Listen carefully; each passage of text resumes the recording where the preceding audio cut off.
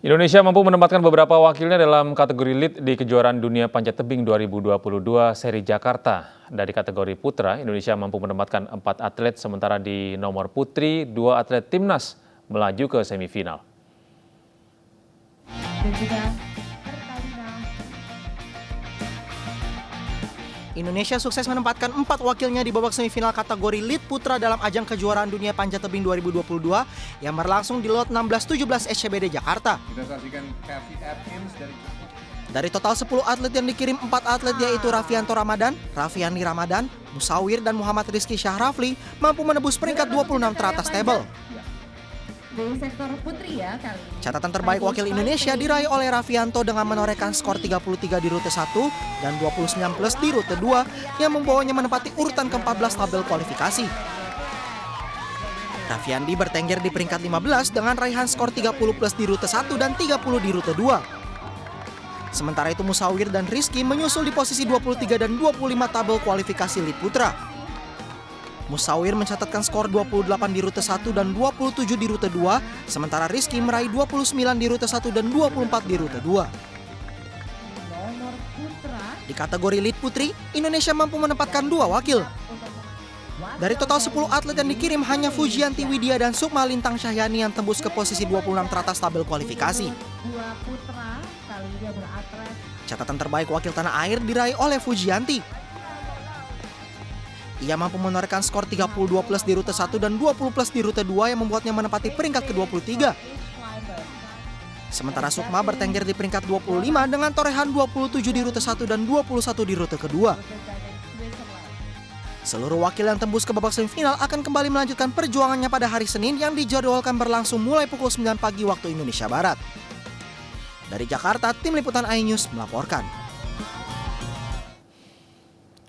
Korps Lalu Lintas Polri mengajak masyarakat untuk berkendara aman saat menggunakan sepeda serta menggelar vaksinasi booster untuk anggota dan masyarakat umum. Korlantas mengajak masyarakat untuk berkendara aman menggunakan sepeda lewat program Cycling for Blue Sky and Road Safety. Saat bersepeda, masyarakat diimbau untuk menggunakan alat-alat keselamatan sepeda yang lengkap agar tidak membahayakan diri sendiri dan orang lain. Di samping mengajak masyarakat menggunakan sepeda, juga diadakan vaksinasi booster untuk anggota dan masyarakat umum di Gedung Jayusman Korlantas Polri. Kegiatan ini untuk mendorong masyarakat yang belum divaksin. Sebanyak 250 dosis vaksin booster disiapkan. Jangan-jangan ibu kurang minum darahnya. Kami juga menyelenggarakan vaksin bagi anggota masyarakat yang menganggap vaksin pertama, ya. Ada yang artinya baru, ada yang kedua, termasuk yang baru booster. Ditargetkan hari ini kita akan menyiapkan sampai dengan 250 dosis, tapi sampai dengan pagi ini mungkin nanti mereka menjelang ini akan secara bergiliran karena biar tidak terlalu penuh juga. Itu sudah tercatat ada sekitar 70 anggota masyarakat yang sudah. Pengelola homestay Desa Wisata Hanjeli di Sukabumi, Jawa Barat mendapat bantuan fasilitas dari Kementerian Pariwisata. Kemenpar berharap bantuan dapat meningkatkan jumlah pengunjung ke Desa Wisata Hanjeli.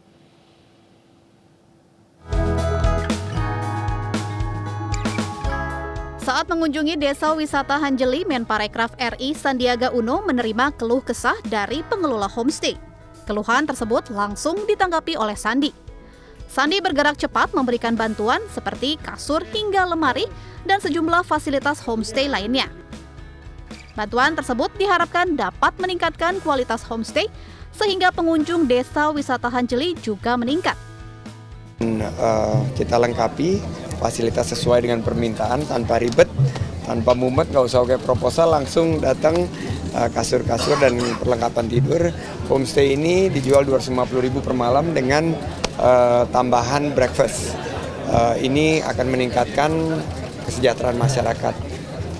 Penghasilan mereka akan meningkat dan akan diputar untuk semakin majunya Desa Wisata Hanjeli ini. Itu harapan saya.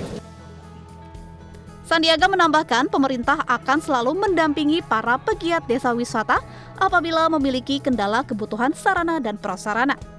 Dari Sukabumi, Jawa Barat, Tim Liputan iNews melaporkan. Dalam webinar Road to World Tourism Day 2022, Wamenparekraf Angela Tanusudibyo mengatakan bahwa perlunya meningkatkan kepercayaan konsumen untuk memulihkan sektor pariwisata. Sektor pariwisata ini diharapkan bisa menjadi penyumbang nomor 1 devisa negara Indonesia.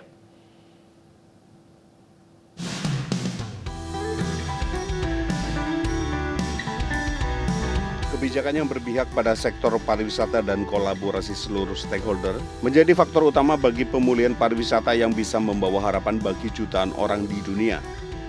Kemenparekraf bersama pemangku kepentingan akan fokus kepada pembangunan yang berpusat pada masyarakat supaya ekosistem parekraf bisa tangguh dan berkelanjutan. Hal ini disampaikan Wamenparekraf Angela Tanusudibyo yang juga merupakan Wakil Ketua Umum Partai Perindo Bidang Ekonomi Digital dan Kreatif dalam acara webinar Road to World Tourism Day 2022. Bahwa pariwisata Indonesia adalah salah satu pendorong bagi kebangkitan sektor parekraf dunia. UNWTO telah memprediksi bahwa tahun ini sektor pariwisata bisa mencapai 70% dari performa pre-pandemic. World Tourism Day 2022 menjadi momentum untuk merefleksikan kembali pariwisata di masa depan, yakni konsep pariwisata yang lebih ramah lingkungan, mendukung inklusivitas budaya, serta tatanan pariwisata yang kokoh dan berkelanjutan. Tim Liputan iNews melaporkan. Festival kuliner favorit Pasar Senggol kembali hadir sejak 2 tahun vakum karena pandemi COVID-19. Pasar Senggol tahun ini dimeriahkan penampilan musisi ternama dan wahana permainan ala pasar malam.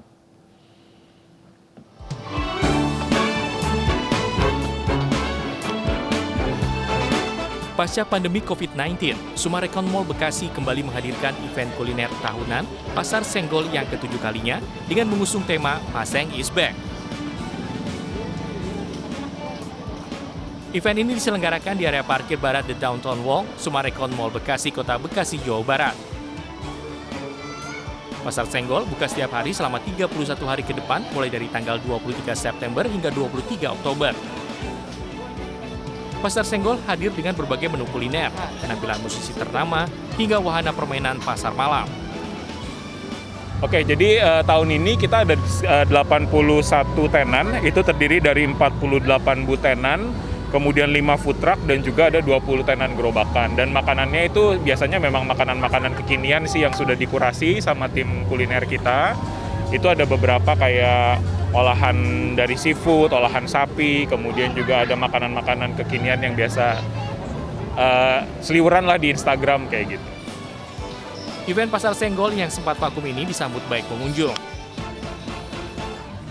Seru banget sih, soalnya kan setelah pandemi ini kan kita udah nggak lama keluar kan, udah jarang beraktivitas, keluar lagi.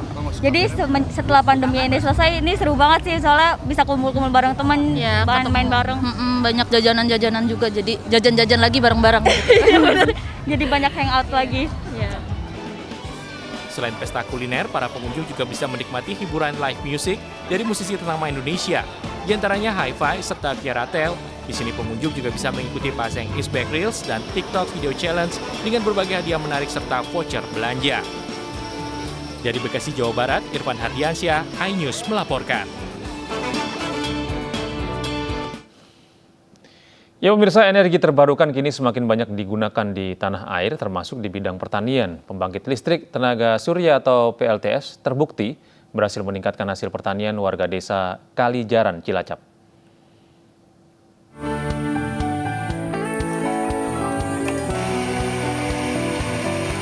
Priyatno adalah salah satu petani desa Kalijaran, Kecamatan Maos, Kabupaten Cilacap yang merasakan benar bagaimana pembangkit listrik tenaga surya membawa perubahan dalam kehidupan mereka.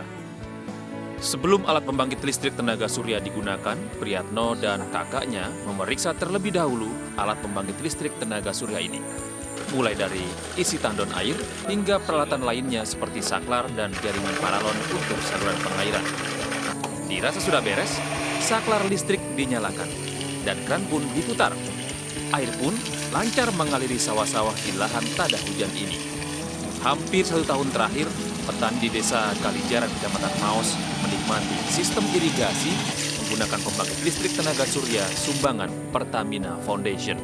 Sebagai Ketua Gabungan Kelompok Tani atau Gapoktan Margo Sugi, Desa Kalijaran, Priyatno dipercaya untuk mengelola rumah pompa air tanah bertenaga surya berteknologi Solar Home System rancangan tim Politeknik Negeri Cilacap. Adanya pembangkit listrik tenaga surya ini dapat membantu sebagian petani desa Kalijaran dalam memenuhi kebutuhan air untuk sawah tada hujan milik mereka. Dengan adanya PLTS, saya hemat waktu 1 jam. Yang tadinya hanya untuk mengurusi pompa air 1 jam, kita kehilangan waktu, baru air keluar. Sekarang dengan tinggal klik, pencet saklar saja, air sudah ada. Berarti saya 1 jam bisa digunakan untuk aktivitas yang lain. Itu sangat bermanfaat saya. Dari segi BBM, operasional, jelas saya untung. Dari segi ekonomi, itu bisa buat tambahan anak saya sekolah. Terus dari segi waktu, saya plus jadinya 1 jam untuk aktivitas yang lain. Jadi efisien sekali. Perancangan teknologi untuk pengairan sawah tada hujan di desa Kalijaran itu tidak lepas dari ide dan pemikiran akademisi Perguruan Negeri Cilacap, Afrizal Abdi Musyafik. Nah, ide tersebut tentu ada kebutuhan berupa biaya yang sangat besar sekali dan di mana Pertamina Foundation melalui yayasannya ada kompetisi yang disebut PF Sense 2021 kemarin. Berdasarkan informasi tersebut kami mengajukan dengan proposal dan di situ kami mengalami banyak seleksi, mulai dari seleksi pitching, paparan, serta wawancara. Energi terbarukan yang dibiayai Pertamina Foundation ini merupakan sistem pembangkit listrik yang bisa memompa air hingga 20.000 liter per hari. Bahkan, teknologi ini dapat bertahan hingga 10 tahun, sesuai dengan rata-rata usia baterai dan panel surya. Jadi ini pembangunan PLTS yang ada di Desa Kalijaran ini wujud Pertamina untuk terus menggelorakan bahwa energi baru terbarukan ini sangat bermanfaat sekali buat semua lini masyarakat. Ya, yang sementara ini yang kami lakukan ini untuk kemandirian petani yang ada di Desa Kalijaran. Adanya pembangkit listrik tenaga surya perlahan dirasakan manfaatnya oleh para petani. Apalagi sawah yang semula ditanami padi, kini bisa diselingi dengan tanaman hortikultura seperti kangkung, cabai, terong, sawi, kubis, dan lain-lainnya.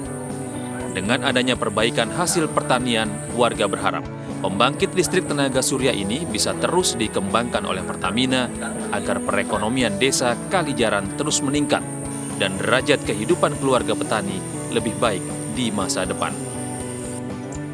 Dari Banyumas, Jawa Tengah, Saladin Ayubi, iNews melaporkan. Dan pemirsa, informasi dari sekaligus mengakhiri jumpa kita pada pagi hari ini. Saya Gede Satria pamit undur diri. Terima kasih atas kebersamaan Anda. Tetap sehat, tetap semangat, dan sampai jumpa.